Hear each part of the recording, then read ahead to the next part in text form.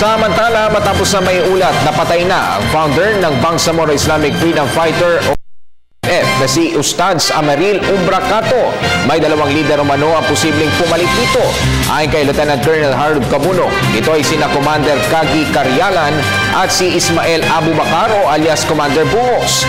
Si Commander Bungos ang lider umano ng grupo ng ambush kay Major General Edmundo Pangilinan sa Pikit, North Cotabato nitong Pebrero. Habang si Karyalan umano ang tumatayong lider ng grupo noong mga panahon na may sakit si Kato.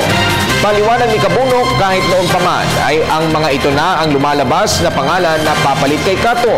Sa kabila nito, tiniyak ni Cabuno na hindi magre-regroup ang BIFF matapos ang opensiba ng military.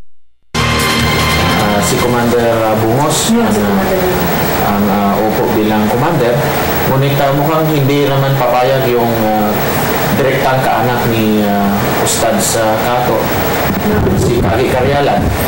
Dahil alam naman natin yung kanilang membership, ng kanilang basis ng membership ay yung clan lines, no? Doon sa kung sino yung mga kalapit nila sa pamilya. At ito yung mga sumama doon sa BFF, mga kamag-anak ni Ustads Amaril Umbracato, maka-close niya. So, baka hindi pa sure hanggat hindi pa natin makita kung sino talagang recognize. Testimonies lang muna.